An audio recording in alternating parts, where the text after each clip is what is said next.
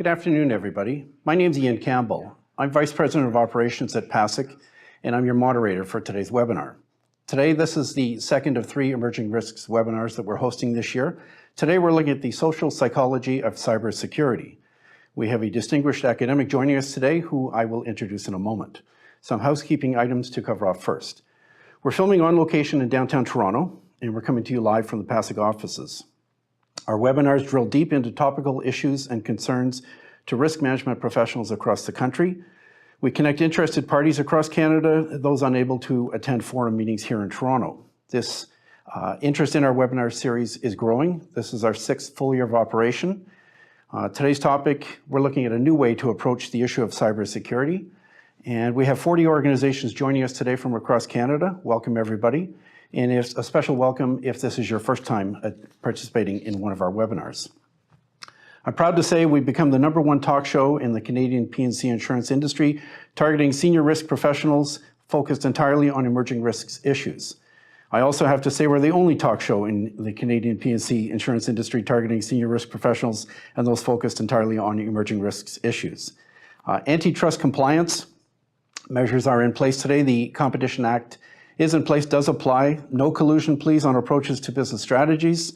There will be no discussion of claims adjusting practices, scopes of coverage, resolution of mixed claims, or management of third-party vendors and service providers. It's very important we review that every time we have a meeting or a webinar. The webinar is being recorded today. Copies will be available on our website shortly for future on-demand rebroadcast.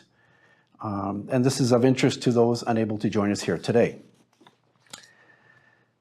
Now, moving on to introduce our guest speaker. There's tremendous interest in this topic. We have a large number of registrants that is evidence of this.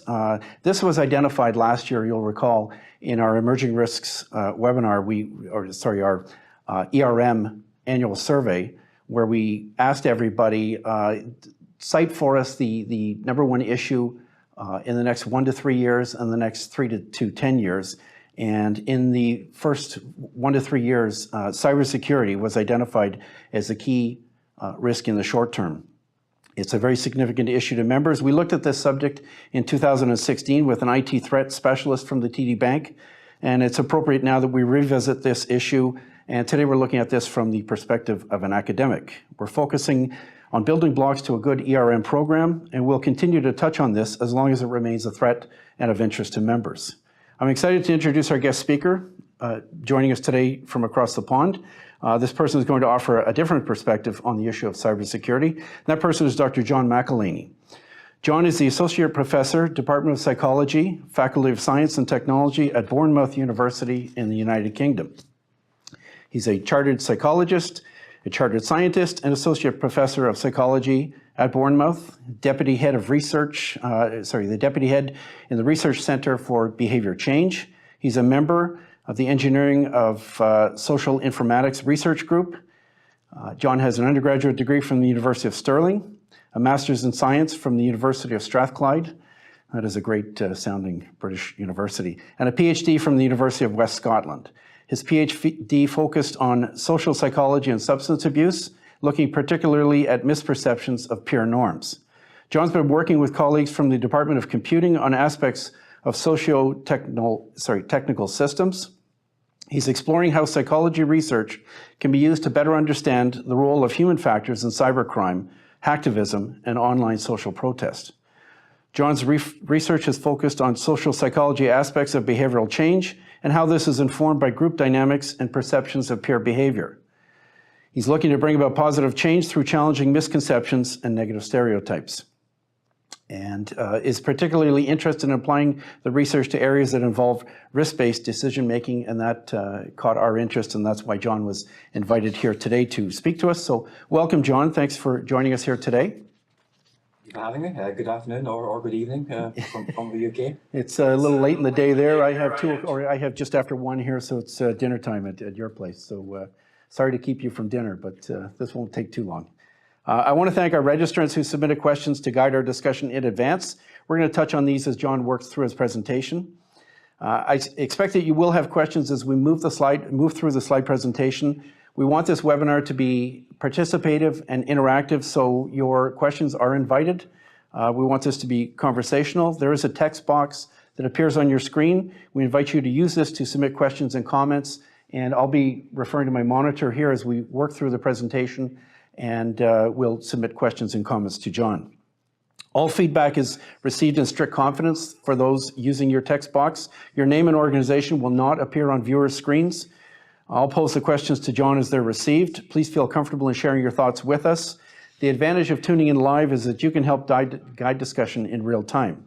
So John's going to begin with a slide presentation, and then I have some questions here that I will pose to him in turn. So John, I'll turn things over to you, and you can then begin your presentation. So I'm a social psychologist. I do research into cybersecurity, which people find strange sometimes, as they think it's a very technological topic. But really, any kind of cybersecurity event, any kind of hacking, any kind of incident, it might be facilitated by technology, but it begins with a person. It begins with someone making a decision that they're going to do something. And these days, it's possible for someone to be involved in hacking with very little in the way of technical knowledge. So there are various places online that you can purchase software that can be used for hacking. So you yourself don't need to have that kind of skill set. Plus, a lot of hacking these days is based on what we call social engineering, and that's the kind of phishing emails that everyone will have seen, kind of manipulation, which again is more about the behaviour and the person and less about the technology. So when I first got into this area, I was just kind of curious, what's the reality? There's a lot of kind of media portrayals, there's a lot of quite alarmist things. I was curious what the actual reality was. If it'd be possible to bring up the first image. This is an image that you see if you Google cybersecurity. This is one of the first images that will appear on Google, and it's a chap sitting with the balaclava on at the PC, looking very, very threatening. It doesn't really make any sense why somebody would be wearing a balaclava if they're hacking into a PC, but it's that kind of scary, quite kind of negative kind of image that people tend to associate with this topic. There's been some research trying to have a slightly better understanding of what is actually happening. And if I could ask you to bring up the second image. This is a model of cybersecurity. It's based on media reports and case studies, so it's quite speculative. It's kind of based on what people think is happening rather than maybe the reality of what is happening. But it's all really useful. As you can see, it gives 5 different quite broad motivations for hackers. And the nearer they are to the edge of a circle, the more technologically sophisticated they are. And there's some quite kind of contrasting motivations here. So if you look at the top of the circle, you have prestige. And as we found in our research, this is a really big motivator.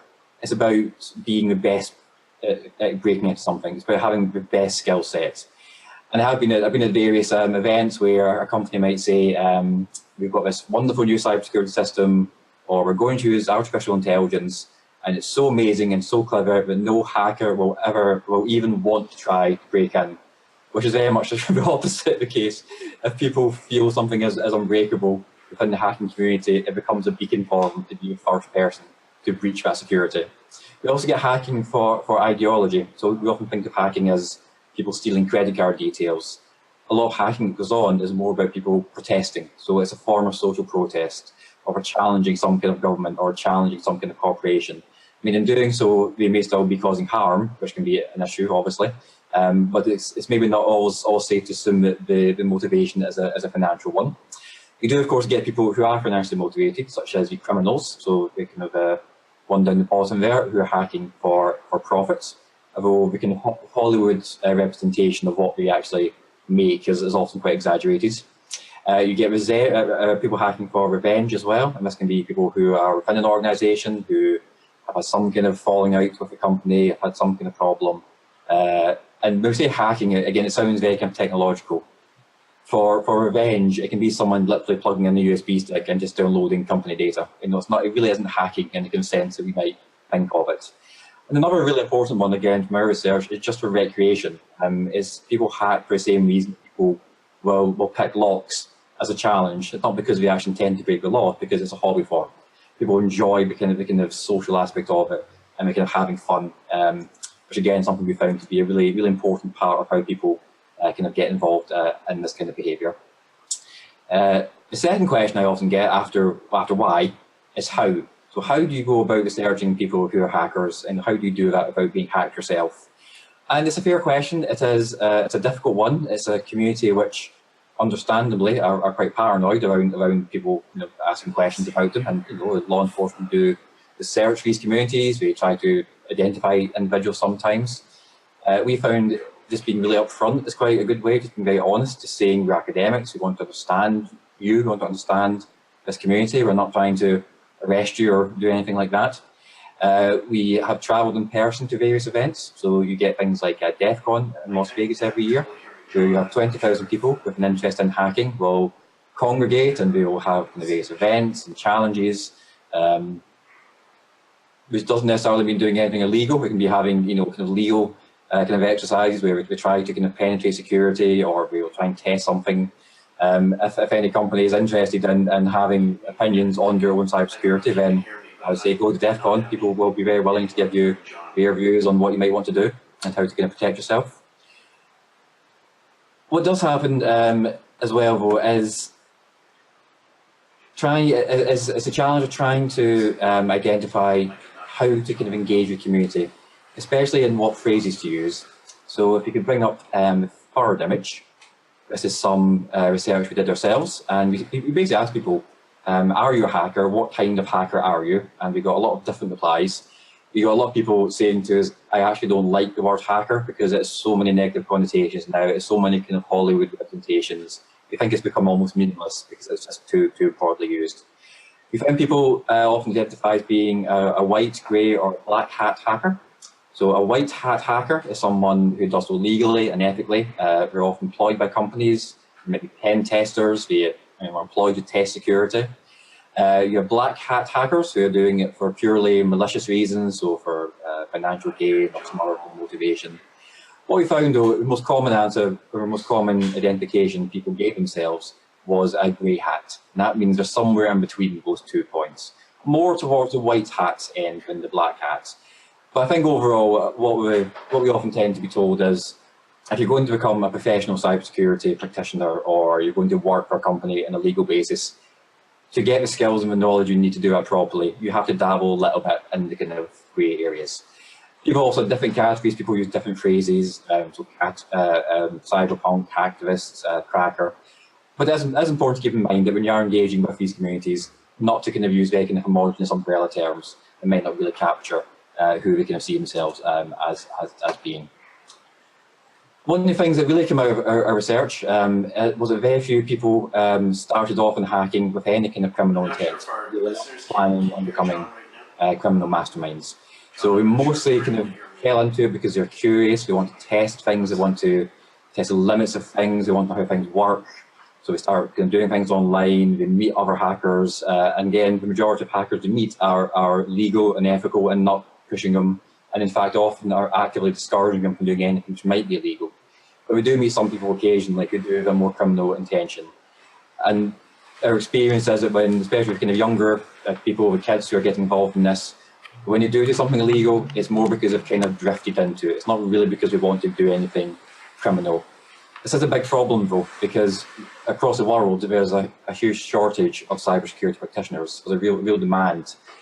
If you have some young kid who's interested in hacking and has skills and passion, and that kind of accidentally almost does something criminal and becomes criminalised, prevent stopping themselves getting a job in the very area which desperately needs them. So I'd ask you to bring up the fourth image, the last one. This is just to demonstrate that point. Again, this is from some of our research. It's a bit colourful, a bit busy. Key things to focus on is the blue and the green bars. So the blue bar says weaknesses and flaws should be exposed in systems and software. So companies should be made aware of the fact they have a weakness. And you can see the majority of people agreed with that sentiment. So we agreed with the idea of pointing out, the fact that there's a gap here. And often what we also found was people would feel quite frustrated, especially if it's a large organisation or a large company who you might think have the resources to be able to make sure the system is quite secure. If the hackers found a very obvious kind of gap there, they'd feel quite annoyed that was there. And sometimes we would go to a company, we would say, we found this flaw, They wouldn't often necessarily get a very positive reply. They might get ignored, they might get threatened with legal action, even though they hadn't actually done anything illegal at that point. The green bar is an interesting one. So same as the previous one key difference. Weaknesses and flaws should be exploited, so not just exposed, but exploited in systems and software. And as you can see, there's a much broader range of opinion there. So some people saying yes, we feel okay to exploit any gap. Again, some people are saying no, that's not something that we really think should be happening. So overall, our experience is it's a very kind of a complex community. And what's interesting is actually the parallels that we see, which is maybe something we can talk about a bit more. The parallels we see between hackers as a group and employees of a company as a group, because the psychological things that are going on, the group dynamics, the decision-making biases are often very similar in those two groups. Something, John, you could talk about, motivations for hacking. I heard that part of your broadcast. You talked about prestige, ideology, criminality, revenge, and recreation. And something we're hearing all the time, we're reading all the time in the newspapers about hacking, about the elections. We have a fall election coming up here, and the US election is on the horizon, and people are talking about I guess the concern, the worry about the election being hacked. And I don't know so much it's necessarily using technology to hack in and change votes, yay or nay. I think it's more about the use of fake news to broadcast and make it appear that is mainstream news and influence opinion there. So do you feel that is something that it's maybe a misnomer that people are talking about hacking the election, and really it's not so much hacking, it's more a power play of misinformation? There's very often demonstrations at various hacking events as to how a voting machine can be hacked. In a way, you could almost argue that's a public service, because actually if it is possible to hack a voting machine fairly easily, that's something actually people need to know. And it goes back to this idea of hackers exposing flaws in things without necessarily exploiting them. So I don't think many hackers would be interested or feel they wanted to try and influence an election through e-voting, but I think they would be interested in showing the world that actually maybe this system isn't quite ready yet or isn't really in place. In terms of misinformation, I think that tends to be different groups. It's a different skill set. So it's a very, very important topic. It's a very serious issue. People are being exposed to fake news, or they are kind of being influenced in different ways. It's a very hard to research topic, but the kind of impression I would have is that tends to be more at a kind of nation-state level. It doesn't really tend to be individual hackers in the same way that you might be trying to access things like websites. One of the questions, John, that came in from PACICC members out there, there's a keen interest in cybersecurity as a key risk issue.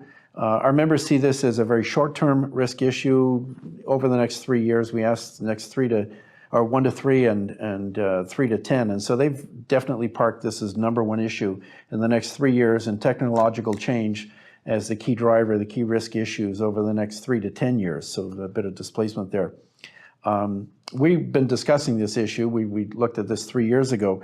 Is this problem ever going to go away? Do you ever see this? Are we going to get kind of a handle on it, or is this going to be developing as technology develops? We're always going to have these issues. What's your sense in terms of cybersecurity, the hang time of this issue? I think it's something which is never going to go away. One of the kind of key aspects of hacking is trying to beat systems, is trying to overcome things, is trying to find new ways around things. So whatever technology comes out, there will always be someone who finds some way to kind of circumvent that.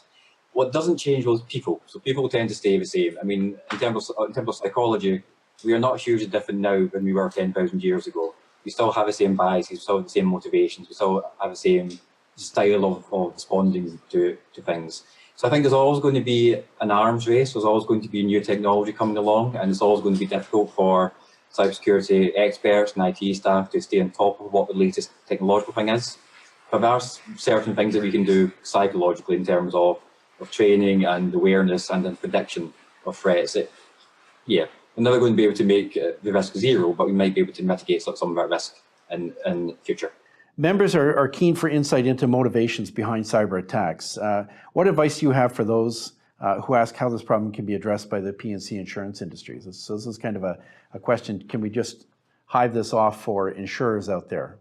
What would your advice be? It's a tricky one, and there is a sentiment within cybersecurity that you shouldn't think about if you'll be hacked. You should think about when you'll be hacked, because it's so common that everyone will get hacked at some point. And I think that's useful in communicating the risk, but in some ways it does also have some kind of unintended consequences. We know from within psychology, if you tell someone something bad is going to happen to you and there's no way to avoid it, then the person will actually stop even trying. You can make someone feel very hopeless by saying that something very severe and scary is going to happen and there's no escape from it.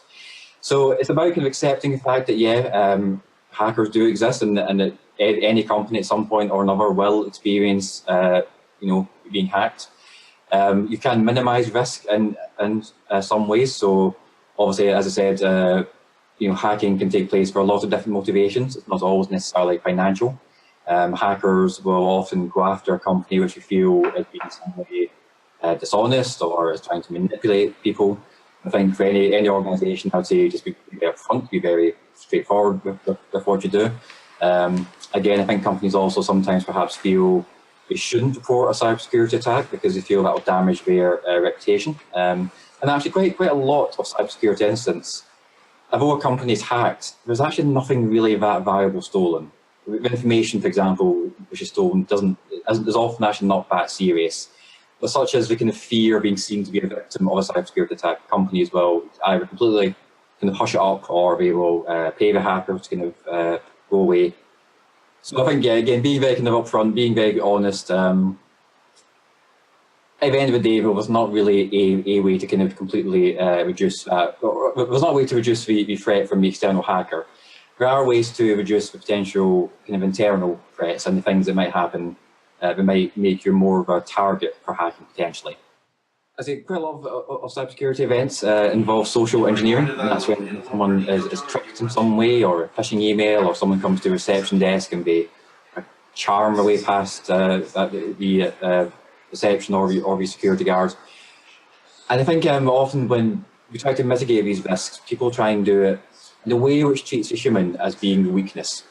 And I think this is a problem in cybersecurity. We see people as being the flaw, as being the weakness, as being the thing that gets exploited. And that's quite a harmful way of thinking about things. So we all have biases. We have certain biases in how we make decisions and how we behave within groups. Those are often the things which are exploited by attackers. But it's really important to remember that these biases are not in themselves negative. So within psychology, bias doesn't mean negative. It just means people have a kind of a mental shortcut. And we use this all the time. So if you are in a rush and you're buying some soda, you look on the shelf. If you see a kind of silver wrapper or white wrapper, you tend to think, okay, that means diet soda, because that's the colour diet soda tends to be. So you grab it and off you go. And 99% of the time, when we use these little shortcuts, it works out fine and it makes our life easier, because we couldn't possibly process all of the information that we have to process in every single day. So we have evolved these biases and these little shortcuts to make us function. The problem is that these biases have been exploited by social engineers, by cybersecurity attackers. So someone receives a phishing email, if it has the logo of their bank, for example, they'll sometimes make a quick assumption, this must be a genuine email because that logo's there. I think one of the problems is that when we're trying to improve cybersecurity and behaviour within organisations, the approach is often to try and completely remove those biases, to get people to stop using any kind of biased thinking. And that's just not going to happen. We've not evolved that way. Our brains can't handle not using biases. So it's more about acknowledging what people's limitations are and trying to work around them. So putting the person at the centre of a cybersecurity strategy rather than the technology. And there are ways of doing that. There's things like, for example, if you have someone on the reception desk, someone comes running in the door saying, "Oh, a fire alarm's gone off. I need to inspect the building," or they say, "I'm here to do maintenance." Given the social engineers can be very persuasive, they can be quite intense, they can be very charismatic. Things like giving someone on the reception desk a script to work through, like a written script that says, "Okay, ask these questions, check this, check your ID, phone this person." Little things like that, which are quite small, quite practical, can be useful. As long as we just appreciate and acknowledge the fact that people are always going to think in certain ways, and that we can't change that no matter how hard we try. I pulled something, John, from the Wall Street Journal. This was an article that appeared a couple of days ago. Cybersecurity jobs abound, no experience required. And it notes companies like IBM scramble to hire hundreds of thousands of hackers to defend data. There's a paragraph here, I'm curious your comments on this. Facing a shortage of skilled workers to defend against digital attackers, employers like IBM and Palo Alto Networks are pouring millions of dollars into new partnerships with universities, training programs, and cybersecurity competitions. The companies hope to attract talent with the right combination of attitude and know-how, capable of testing and protecting troves of data stored on cloud systems and internet-connected devices. So I'm curious your thoughts. Is it getting that bad, or are these companies being proactive, or are they kind of throwing their hands up and getting so frustrated they just thought, let's bring those hackers inside the tent? It really is an enormous skills gap, which is growing every year. There's a real need to attract people into this profession. And we talk about hackers and we talk about cybersecurity professionals, and we often talk about them as if they're two different groups. But I think the reality is that there's probably a lot of overlap there.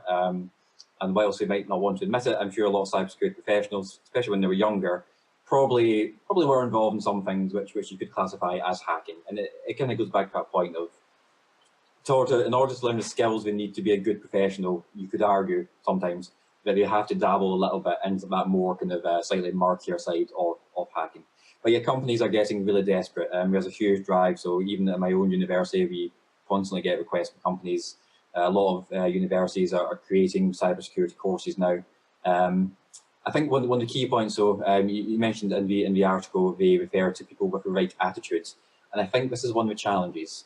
So because hacking is seen to be a slightly kind of negative thing because it has these kind of criminal connotations, there's not really a lot of support for young people out there who are interested in this topic. And again, hacking does not mean criminal. Hacker does not necessarily mean someone's doing something illegally. So the problem is, because there's not really a kind of open dialogue, if a young person is interested in hacking, the first experience, and possibly the only experience they're going to have with other hackers, is things like online communities. And whilst a lot of these are very keen to kind of push people towards the kind of legal careers, there are online communities where people are encouraged to take part in illegal behaviour. So it's not just about teaching the next generation the technical skills. It's also teaching them actually you can use your passion and you can use your skills and you can use it for something which is for social goods. Because for a lot of kids, they just don't even realise that's a career path. It's just something they do like on a computer that they enjoy but been challenging.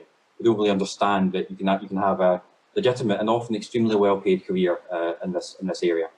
My next question, online interactions are often based on trust, sharing of information, and a degree of interdependence. High-profile cybersecurity incidents demonstrate what happens when this trust relationship is breached. These come from your notes. Is it possible businesses are becoming too customer-friendly and letting their guard down? What are your thoughts on that?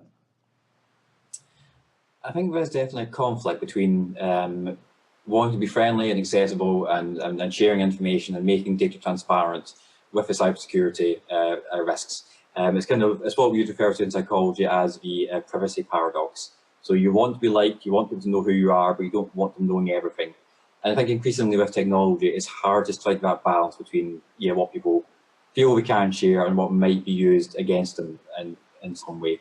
And it can be really, really small things. So there's all the obvious ones like, well, at least in the UK, and I assume in Canada too, things like your mother's maiden name is often used for bank passwords. People know not to share that kind of information easily.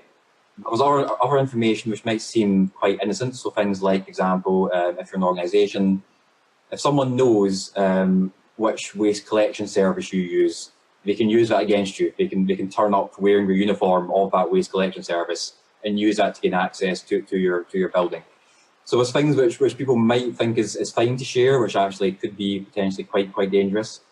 Trust is really interesting though in terms of hackers as well. So hacking communities are very paranoid, they're very careful, people use fake names, they don't really want to say who they are. And yet it would seem as if quite a lot of hacking incidents are committed by a group. It's always very difficult to tell, was it a group or was it an individual? But it does seem like there are some cases where a group has caused that attack. And that raises questions of, well, how can we trust each other if we're doing something, which is illegal? And one of the things we found from our research is we will ask people, do you trust anyone online? And they say, no, of course I wouldn't. I would never trust anyone. And yet, at the same time, we are working in groups and doing things. So there's lots of kind of conflicts there. For companies trying to create that kind of trust relationship, it is very difficult. It's not really a kind of straightforward solution. The more information you put out about yourself as an individual or as a company, the more ammunition you're giving a potential attacker to come back to you. So John, many incidents are not the result of hackers using technology to access secure systems. You were just noting this, that increasingly it's based on social engineering techniques, and this is a big part of your work, the use of psychological manipulation to trick people into disclosing sensitive information or inappropriately granting access to a secure system. Can you give us further insight into this, some examples you've run into, are major companies that have been affected with this psychological manipulation? Yep, so it's something which affects every company. There are several very large, very well-known technology companies who have been breached because of a phishing email. So again, not someone hacking as in the kind of technological sense, but someone just sending a phishing email and someone in that organization clicking on it, when you'd expect, especially with organizations involved, you'd expect they wouldn't be at risk of that. But again, if you have a very large organization, if you have several thousand employees, if everyone gets a phishing email, it only takes one person to click on the link for that system to be affected potentially. And social engineering is quite interesting how it's treated as being somehow, I think, quite different from psychology research. And it really isn't. It's just psychological manipulation. It's actually not that much different from what marketing companies do. So adverts on TV or online, trying to do the same basic thing. They're trying to make you behave in a certain way. They're trying to get you to like something or buy something or change your decision-making process. Social engineering is the same. There's not really anything fundamentally different than what social engineers do. We just exploit the same things that psychologists, that behavior change experts, that marketing companies have done for years. And it is often really small, simple things. So I'm sure everyone will see examples of phishing emails. You might get a phishing email that says you must click on this link or you must respond within the next 2 days because of some reason. There's some kind of urgency attached to it. And a lot of times when you see these emails, it's kind of obvious. You think, okay, that's obviously a phishing email. But again, it only takes one person. It only takes one person to actually do that. You can also get much more sophisticated ones. So you might get an email, increasingly commonly, that will mention perhaps your home address. And again, that's exploiting a bias. So if you receive an email from someone, you're not really sure who it is, they know your name, they know your job, they know where you live, you'll have that cognitive bias where you think, I must know this person. And it's also exploiting a kind of cultural thing. So especially, definitely here in the UK, we're all very polite. I'm guessing possibly in Canada as well. If you think you know someone or they're speaking to you and you don't know who they are, it's very embarrassing. So you don't want to kind of question them or challenge them. So things like that, social engineers will use those kind of biases to get you to trust them or to give something away. Even just really basic human functions, things like just people's curiosity. So a fairly common type of cyber attack, if you can even call it a cyber attack, if you want access to a company, is just leave USB sticks in the car park. Just leave them lying on the ground. And you can almost guarantee someone is going to pick one of them up and they're going to plug it into the PC because they're curious what's on there. So it really isn't anything particularly kind of complex or anything particularly kind of devious. It's just using really simple techniques that are quite widely used by, as I say, marketers and by psychologists. Your research examines what motivates people to engage in cybercrime, cases of hacktivism and online protest, and you talked earlier about this. Often the driver is not obvious financial gain, but rather some other. Yeah, I can hear you, John. Yeah, and so I'm wondering, does it surprise you that it's prestige? Is it boredom? What for young people getting interested in this, getting involved in this right now? And it's a royal pain for our companies in the insurance industry dealing with this and guarding against this. What are motivations changing over time, or is it the prestige, the boredom, the trying to do something new and different? What's the What's the principal reason, and will that change over time, do you think? Prestige and just the kind of excitement of doing it is a very common motivation. As I said, very few people we've spoken to ever had any kind of ambition of being a criminal. It's much more about challenging themselves and challenging systems. One thing that people often tell us is that they think that they have a different way of thinking. So a lot of hackers tell us that they feel they are just born differently. It's not really clear how true that is, if that is really the case. And I think within any group, people tend to exaggerate things a little bit. And I think within hacking communities, people like to see themselves as being somehow different from everyone else. They like the idea that they have a different kind of brain and that that's just how they're born. I think there's some possibility that might be the case, but again, it's a fairly under-researched area. But overall, yeah, prestige of just being the best, of being the best hacker, of having the best skill set is really important. And one of the things we've really observed within these communities is people get a lot of their self-esteem from it. They get a lot of their self-identity from being part of that group, or being part of that kind of world. And this is why, if we're trying to encourage young people away from hacking, we need to be careful. Sorry, I should rephrase that. If we're trying to encourage them away from criminal hacking, we have to be careful, because it may be a really important part of who they are. And so we have to understand that they can still be involved in hacking just in legal and in ethical ways, and they can still have that kind of social identity that's really important to them. You discuss the overlap of cybersecurity challenges facing society and the expertise of psychologists to understand people and bring about change. Can you give us further insight into this? Yep, so within psychology, we are often involved in behaviour change in some form or another.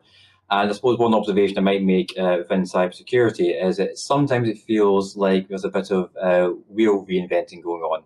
So people try to change behaviour in cybersecurity as if it is the first time anyone's ever tried to change behaviour, and perhaps will not take advantage of the research evidence we have in psychology as to what works and what doesn't work. So I think there's a lot of potential there for using behaviour change from other topics to try and change behaviour, both in terms of the targets of cybersecurity attacks and also the people who are instigating it. So one of the common examples we often see in cybersecurity is people using very fear-based techniques. So trying to basically frighten someone by saying, if you click on the phishing link, or if you give out a wrong piece of information, that you'll get hacked and terrible things will happen to you. And as I was talking about previously, that is quite a dangerous approach. If you try and scare someone into changing their behaviour, you might scare them so much that they think, well, there's no point in even trying. If you make them feel too hopeless as to what's going to happen. Within psychology, what we know is that if you are going to use fear, or if you're going to try and make people aware of a threat, you have to give them a way out as well. You have to show them how to avoid that. So things like, for example, protection motivation theory in psychology says, okay, if you're going to do some kind of training exercise around cybersecurity within an organization, it shouldn't just be about saying, this is a serious topic and there's lots of threats. It should be about saying, and here's how to avoid those, or at least how to minimize those as best you can. So you've really got to make people feel empowered that they are actually able, to make changes to their own behaviour and to their organisation. That means they can try to avoid or at least mitigate some of these potential attacks. Okay. Another question for you, John. Cybersecurity incidents may appear very technological in nature, but ultimately hackers and their targets are people. You've noted this in your research. We need to examine goals, influences, and beliefs of young people. Do you think this is key to turning the tide on cybercrime? I think it's definitely very important. I think making young people aware of the potential risks of being involved in these kind of things. So there's lots of work around things like cyberbullying just now, and around online safety in terms of people who might try to influence or abuse young adults. We don't tend to really talk about things like hacking though, or programming. So we teach kids how to be safe and how not to be targeted by predators, but we don't really explain to them, if you're getting involved in computing, if you're getting involved in hacking, or if you're involved in things like modifying video games, which seems to be quite a common pathway into hacking, we don't really get across to them that this is actually illegal and that there could be consequences to it. So a lot of the kind of younger people we've spoken to, they don't always understand that actually what we're doing is illegal. And not to defend that attitude, but in a lot of countries, legislation around the internet and computing use is quite out of date. There's a lot of grey areas, so it's easy to understand why a young person might not actually realise that what we're doing is illegal. And if you are on some of these online communities, it might be that we're being kind of encouraged towards behaviour which is more illegal, or someone more senior, more experienced in the hacking group might say to them, well, okay, so it's a bit borderline, but it's okay. And so, yeah, it's about trying to make people understand that, yeah, there are consequences to these, trying to understand what's okay. So we've really, and all the people we've spoken to, and people who are very young, people who are much older, people who've had lots of experience, very few of them have started hacking with the motivation or the aim to be a criminal. It just doesn't seem to happen that much. It's been falling into it because we don't really know what we're supposed to be doing. So I think if we can harness that, given that people who are involved in these kind of communities, they do come across as being very passionate and very intelligent and very kind of skilled. If we can just harness that, we could very easily, I think, solve two problems at once. We reduce the number of cyber criminals, and we vastly increase the number of cybersecurity professionals. You've noted, John, there's a danger in relying on lazy stereotypes of hackers and cybersecurity offenders. I'm a news junkie, and I think I've grown up at the classic, the hacker lives in mom's basement and is 35 years old, and there's also now we're reading about the Russian hackers that are out there. They're state-sponsored. Has the profile of the offender changed over time, or is it our perception of offenders that is changing? Is this just our lack of information about what these folks are all about and trying to stereotype them? We're relying on what we see on the news and what we see on dramas on TV and the like, documentaries and whatnot. But is there a classic stereotype of the offender, or are there, like you talked about, the various motivations, 6 or 7 different motivations? Is every one of those subgroups a completely different profiled individual, or is there overlap with some of those? Yeah, it's a really interesting one. It's quite hard to know because people who are involved in this community will try to hide their identity. One of the things we also found in our research was a lot of female hackers will pretend to be male online, because if you're known to be female, we tend to get quite a lot of negative interactions and abuse. So people are masking their identity, which makes it difficult to know how accurate is the stereotype. One of the things we also found, though, was that people who were the kind of teenage boys in the parents' basements back in the kind of 90s or 80s when hacking first began are actually now married and have children and families and full-time jobs, but we're still hackers, because again, hacking doesn't mean criminal. So we still get involved in hacking because we enjoy it, because it's fun. We do it in legal and ethical ways most of the time. They are involved in hacking communities, so we're not quite just the kind of stereotype.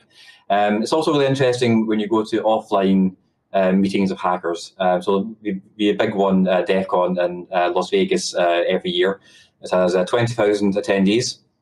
One of the things which I kind of notice is not everyone who's there is actually a hacker, even allowing for quite a broad definition of what a hacker is. So you do get people who are there who seem to be kind of attracted to the kind of stereotype and the image, and they maybe think it's a little bit glamorous, and we just like the idea of a hacker. There's a lot of, I think, influence of TV shows around hacking just now. So people who are not remotely a hacker in any way, but we just like the kind of community of that. One of the things I found really interesting, though, when I went to DEF CON myself, I was really curious, how diverse is it going to be? Because I had my own kind of preconception of it's going to be mostly teenage boys. That was kind of what I was expecting I would encounter. And to be fair, I have to say, overall, it was majority of attendees were younger, and they were predominantly male. But even I was surprised actually how diverse it was. And I remember standing in the queue to enter the DEF CON conference, and the person behind me quite loudly exclaimed, "There's women here." Like, she was really surprised there were actually female attendees. So I think as a community, it's actually much more diverse than it might look on the surface. But I think there's probably some truth to that kind of stereotype. Okay. Your research explores social psychological factors of an increasingly important societal issue. It suggests an enhanced role for psychologists in a controversial and morally complex topic.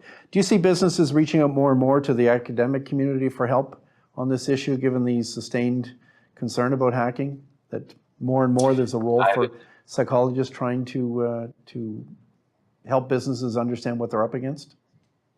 I would certainly hope so. In academia, we are always interested in applying research into real life situations. I think it has been a barrier in the past. I think there's some reluctance perhaps within academia and within psychology to research these kind of areas. There's potentially a lot of risk involved, or there's a perception of risk being involved. I think though there are barriers to it, and I think in academia we're often quite guilty of not really being very helpful. So one of the comments companies make to me sometimes is they will ask a psychologist at a university a question, hoping for a yes or no answer, and the psychologist will send a 5-page answer, and the answer will be it depends or maybe. So I think there's a barrier there, which I hope academics are getting better at understanding how to kind of communicate beyond the kind of a university. One thing businesses have, which academics really want, is data. So if you're doing research in this area, getting actual data is very difficult for lots of practical reasons, for financial reasons, for ethical reasons. If a company has data, then that's really useful. And what I would say to any company is, if you're having some kind of problem or some kind of challenge that you think an academic or psychologist might be able to help with, if you're approaching them, then things like that, saying that you have data that can be used is really helpful. Within academia, we are driven by publishing as well. It is publish or perish. And I understand companies might feel reluctant to work with an academic because they might be worried about bad press. Again, there are ways of dealing with that. So there's ways of making sure that things are anonymous, or that no company or individual is named. And again, it gives academics a really strong motivation to try and engage. But I'll say overall, there is, I think, and I hope there is an increasing amount of collaboration between academia and industry. That's encouraging to hear. I wanted to maybe just take a moment, if some of our viewers out there have questions or comments to pose to John. I've got a list of questions here that I've received in advance from members, but if there's a point that John's touched on in our broadcast that you'd like to go into a little more depth, probe a little bit more, do fire me an email, and I will go back to John on that right now. But in the meantime, I'll go on with our questions and give you an opportunity to submit that electronically to me. We often speak of the perpetrator of cybercrime. What about those within our walls that have certain personality traits which can make them, and by extension our company, a target for attacks? What do we do about these folks? That is a question from one of our members. Yeah, so you have intentional insider threats and unintentional. So the unintentional is people doing things like clicking on the phishing email or leaving a door unlocked. That in some way enables that cybercrime. You also have the intentional insider threat, and that can be for a variety of reasons. It can be someone who was loyal to a company, who did have a good relationship, but has become unhappy for some reason, has become aggrieved, someone who's perhaps being made redundant, and he feels they want to steal data or in some way harm a company in some kind of fashion. And it's a very difficult one, because it's difficult, first of all, to establish if something has happened, actually was it intentional or was it unintentional? Because obviously if it's intentional, the person might claim it was an accident. It's very hard to separate those two things out. In terms of predicting who that's going to be, or predicting who's a risk, again, it's quite challenging. And from the research, there's not really a smoking gun. There's not really a single personality trait or a single kind of behavioural trait which predicts someone is going to become some kind of insider threat. People are just very complex, very good at hiding their emotions, very good at hiding their kind of intentions. So it's not really an easy, straightforward way. And you could almost kind of argue that it's best to actually not really be thinking that way. It's best not to think in terms of who's at risk, because actually everyone is. Every single person in the company is a potential target. And like with examples of very large, very well-known technology companies who have fallen for phishing attacks, there's lots of other examples where IT staff, people who are in charge of cybersecurity, are the ones who are tricked in some way. So it's maybe better to think about everyone being a victim and trying to avoid making any kind of assumptions. There has been some work suggesting there might be some behavioural aspects. So anything that shows someone is struggling in the workplace, anything that shows they are feeling stressed, things like people missing days of work or being written up for some kind of disciplinary procedure, those kind of things might be a potential kind of flag that someone could be involved in some kind of insider threat in future. But again, it's very difficult to try and predict that. And so that maybe is in part addressing the next question. What behaviors can we look at that would lead someone to fall victim to cybercrime?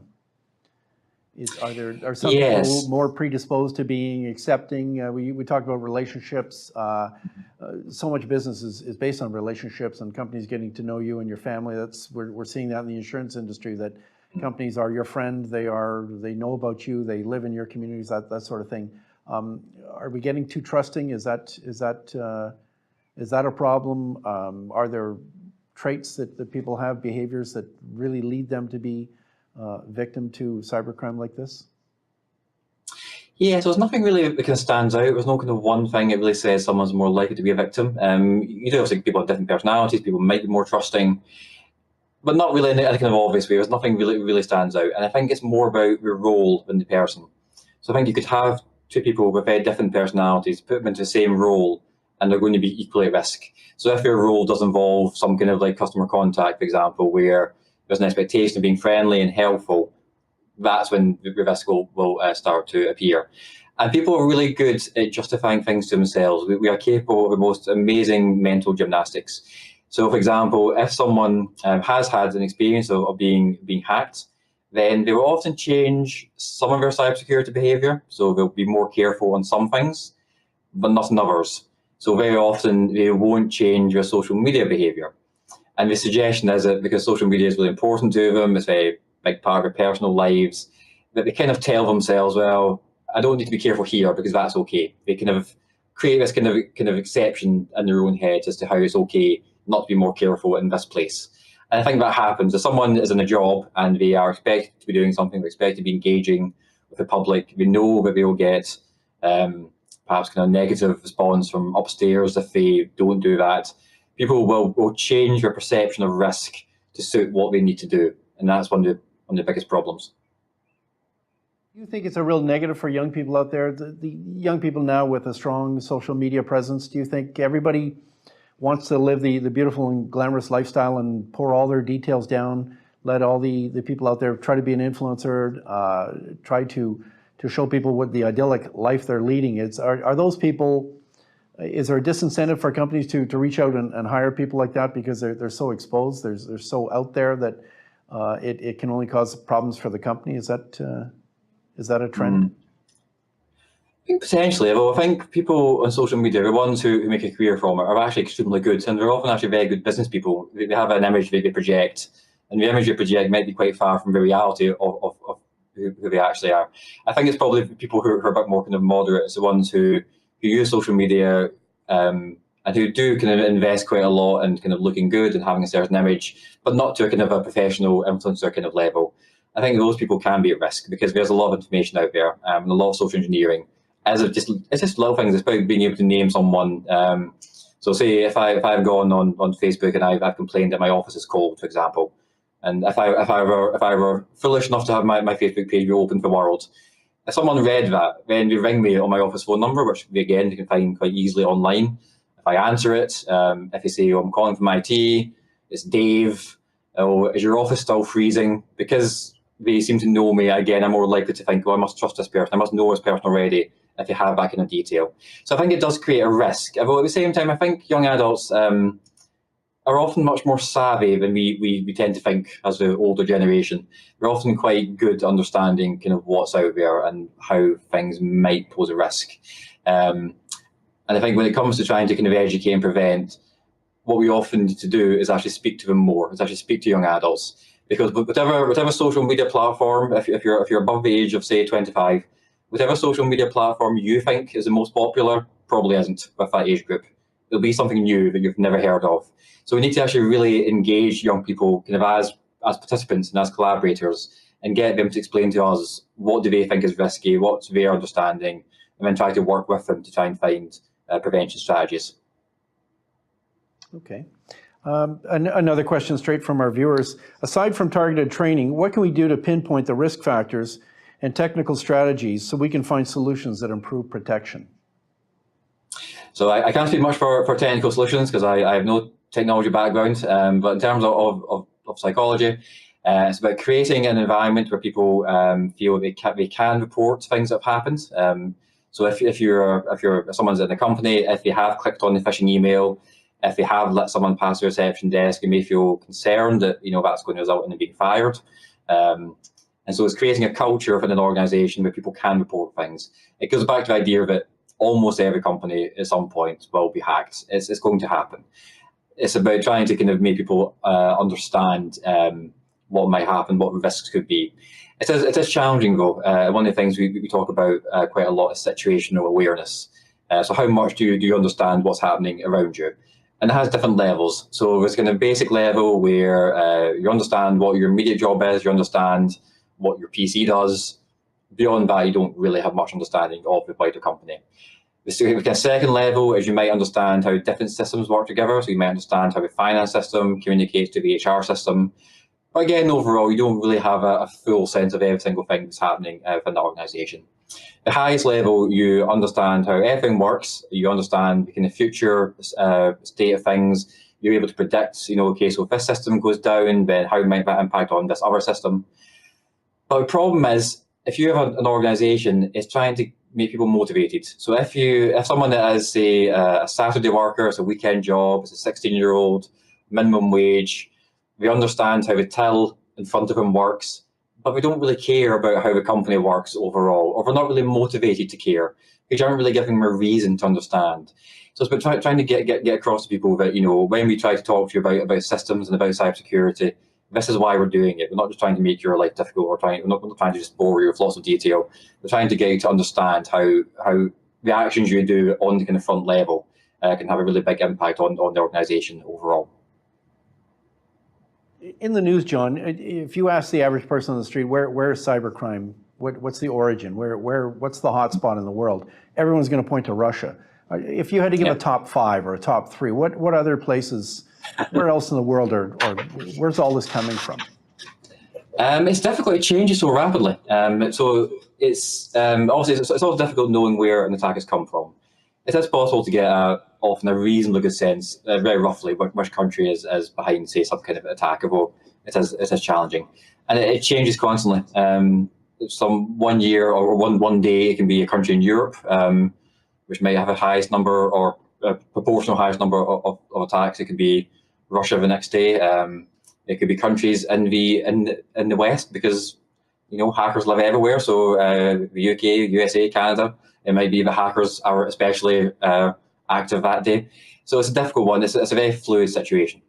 I'll provide that in follow-up to our viewers out there of cybercrime taking place right up to the minute. We were going to put a graphic in the background, but it's happening so frequently in the graphics. We'll send that to people and they can see the back and forth. It's a map of the world, and it looks like airplanes flying from country to country, and it's actually a cyber attack taking place in real time. And it's fascinating, the link that you had sent me, that just how often these things occur. It's like 1 a second. It's like spaghetti, a map back and forth with vectors back and forth about the attacks taking place. I thought that was quite entertaining. I'll pass it on to members. What are your thoughts? Is that just kind of a reflection of how bad it is now, or is it getting worse? Yes, and the map is actually only a fraction of the total number of cyber attacks. So the map only shows basically failed attacks. So attacks have been detected and prevented. It's not showing the possibly millions more successful attacks that are happening. In terms of if it's becoming more common, I don't think people behind it are becoming more common. I think it's people finding different ways of using different technology. Well, even then, even if it's a new system, a new platform, a new device, it's amazing how fundamentally it's always the same basic thing. It's trying to manipulate something. It's trying to change behavior. It's trying to change people's way of thinking. It's trying to get them to volunteer something. And this is why, although technology changes constantly, and although the attackers change constantly, I do think there is hope in trying to kind of educate and mitigate, because if you can get people to understand the kind of basic underlying processes, you might be able to almost future-proof them for other technological developments. Another question from our viewers out there. We're seeing more offshore cyber crooks gaining access to systems and requesting a small amount of money, or they'll take down the entire network. Why do we see these companies agreeing to pay these criminals when it only increases the risk that these bad actors will continue their extortion and ask for more? Why is that? Why do people fall prey to that when they can say no? I think the first thing, if an organisation experiences that, is you might want to question, can the hacker actually do what we're threatening? So there's a lot of bluffing and hacking, people claiming they can do things when they actually can't. So you might, if you feel brave enough, you might want to challenge that threat. The reason companies don't report it, I think it goes back to the idea of reputational damage. People don't like the idea of customers knowing that data was in some way breached. Well, as I said, a lot of the time with a cybersecurity attack, the data that is accessed is often worthless, it's meaningless. There's no personal details attached to it, but the company feels we don't want anyone to know what happened anyway. This is why I think companies don't report things, why they just pay the ransom, which is probably not going to be a good long-term strategy, because they don't want that kind of embarrassment about having been hacked.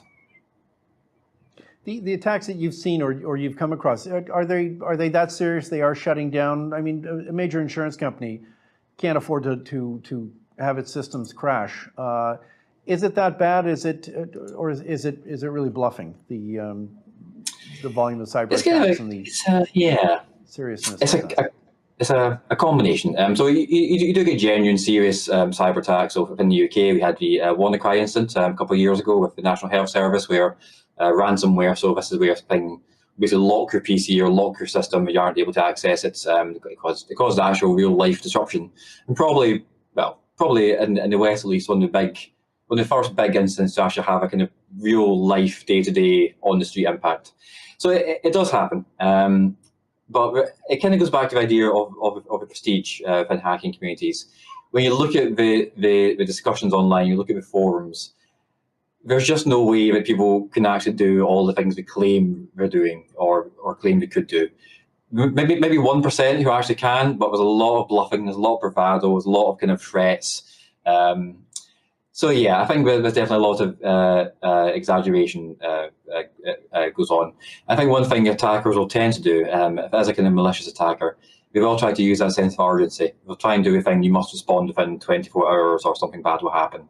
And what my advice would be to companies is always going to stop, take a breath, seek help, speak to whoever can help you, because yeah, it might not be as serious as it's first being portrayed. Another question, John's come in. Is there any type of testing that can be undertaken as part of a candidate due diligence to flag types of behaviors that would expose maybe untrustworthy candidates or employees that you would have related to cybersecurity? It's it's a tricky one. And actually, people's performance in job interviews, for example, is one of the poorest predictors of our actual job performance. There's very little association between how someone does and kind of interviewing and pre-testing it and their actual behaviour. I know some organisations might use personality testing. I don't think it's really that precise or that useful in terms of cybersecurity behaviour. And often the same personality trait that makes someone a risk can also be the thing that actually makes them good at their job. So things like if someone is open and friendly, you want that in an organisation, but at the same time it makes them potentially more of a risk for things like phishing emails if you're that kind of trusting personality. What I would say instead is it's better to focus on the behaviours and things that you can actually kind of measure in a way. So if I were hiring someone for a cybersecurity job or even just a job within an organisation, one of the things I might want to do is have a look online and see, look at their social media, do they share everything? There's been previous instances when I've been involved in a kind of recruitment process. I remember one particular candidate, we were able to find the person's mother's maiden name, the name of their first pet, their date of birth, all within 5 minutes on social media. And that's not someone you necessarily want working in a job that has secure information. I'll say look more at the profile, look at what they actually do. You can ask questions about behaviour as part of the screening process or part of the interview. But of course, the problem is people will tell you what they think you want to, what you want to hear. So they'll tell you they don't share information, or they'll tell you they use complex passwords. It's very difficult to actually determine if they're being truthful. John, I sent around to our viewers ahead of time articles, journals, conferences you've appeared at and whatnot. What are some of the things you're busy with right now? What's your research focused on? So at the moment, we're continuing our work into hacking communities, trying to understand what's happening in these groups, what does it mean to someone to be involved in it, how do you steer them towards that kind of more legal, ethical behaviour, which doesn't feel like it should be that difficult, because people, as I said, people aren't entering these worlds wanting to be criminal. So it doesn't feel like it's going to be that difficult, as long as you can show them a nice kind of pathway towards that kind of more legal behaviour. We're also doing research around eye tracking, which is really interesting. So an eye tracker, you basically put a device in front of someone and you can use it to work out what they're looking at on the screen. So you follow their kind of gaze pattern. It's both fascinating and honestly a bit scary. So we put people in front of a PC, we put the eye tracker on, we ask them to look at a phishing email, and we've done this with cybersecurity professionals, and we find a lot of them don't even look at the sender address. And it's really interesting seeing that kind of thing. It's helping us understand the kind of biases and the kind of cognitive distortions it might have, and makes them miss those kind of risks. And that's useful because it's really kind of objective behavioural data. We're looking to see, can you do the same thing with webcams? So rather than using kind of specialist equipment, can you use a webcam to eye track someone? If you can, that could be useful, because it might be that if they're at a work PC, phishing email appears, you might be able to use a webcam in the PC to determine, has the person actually looked at the sender address? If they haven't, maybe you can block them from clicking on anything until the system detects that's actually happened. We're also doing some work around organisational behaviour, something called job crafting. And job crafting is getting people to think about their role in an environment. It takes into account that people often do their job in a different way than is the kind of official job description.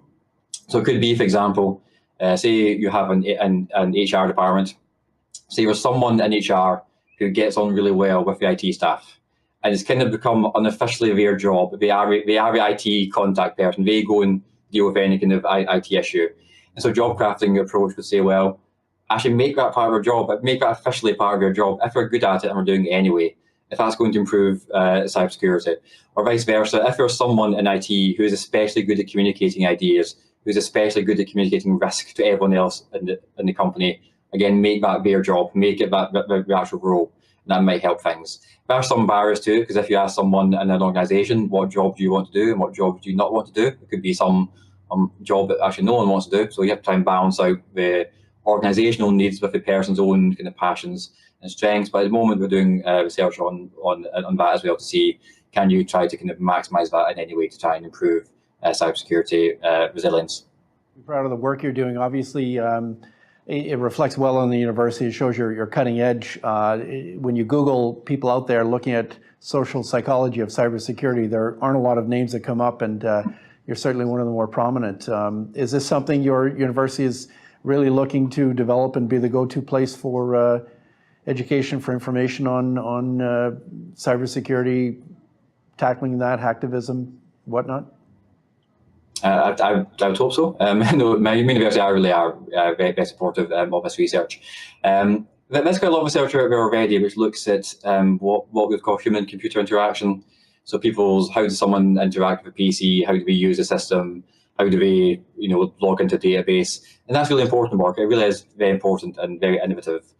But I suppose the thing where we're different as a university is we are trying to understand the social aspect. People are social creatures. It's something we tend to be really bad at recognising, especially in Western countries. In the West, being an individual as a point of pride. People like to buy things to make themselves stand out. They like to be different from everyone else. But as a social psychologist, I can tell you, everyone is influenced by those around them, no matter how much we like to deny that. We are all influenced by what we think is normal. And I think that's really important within cybersecurity, because you could have the best training package in the world, and say you get 9 out of 10 of your employees start behaving in a way which is much safer and reduces cybersecurity risk. All it takes is a 1 out of 10. It takes one person in the office to put their password on a post-it note and stick it onto their PC. And we know from social psychology research that will vastly increase the chances of everyone else doing that as well.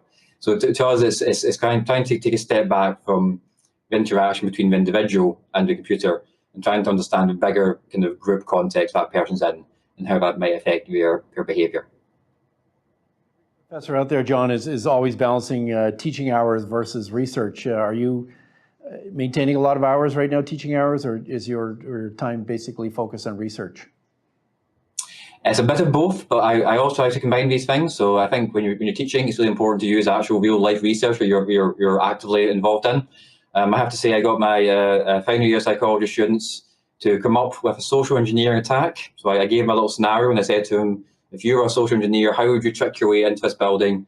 And I was both enormously impressed and slightly frightened how good we were at that. So I try to make sure my teaching has nice real life applications, even if sometimes it's maybe slightly criminal applications. We're now just about outside our 90-minute window, John. I think this is probably a good point to wrap up our discussion here. Thank you very much for your time. Thanks for being online with us today. And I'm sure people will reach out to you if they have questions or concerns. I know one of our members has reached out to you already looking to involve you in an initiative they're undertaking with their companies. So thank you for that. A copy of this webinar, it will be posted on our website for future viewing as part of the Risk Officers Forum. I noted earlier the next Risk Officers Forum meeting is taking place on September 4th. There it is on the screen. Patrick Deary, as I mentioned, is coming to talk about the role of the provincial regulator. We're very, very pleased about that, and I know this is going to be a very well-attended event. Again, we have Dr. Ephraim Boritz, Director, University of Waterloo Centre for Information Integrity and Information Systems Assurance. He's going to be looking at cybersecurity, and also a former colleague from the Insurance Bureau of Canada, now with Bank of Canada, Regional Director of Economics, Jane Vole, will be talking to us about current business environment for P&C insurers. Very exciting agenda. Really hope you can be part of that. So do plan to, if you're in the Toronto area on September 4th, do attend that meeting with us. Registrations to follow shortly. I want to thank our friends at EventStream for technical support today. Very challenging conditions, but we endured and were able to submit a broadcast to you. And thanks again for your patience. This concludes today's webinar. We look forward to having you join us for future sessions. We're going to have secure connections and probably back to our talk show format live in person. Thanks again for tuning us in, and wish you goodbye for now.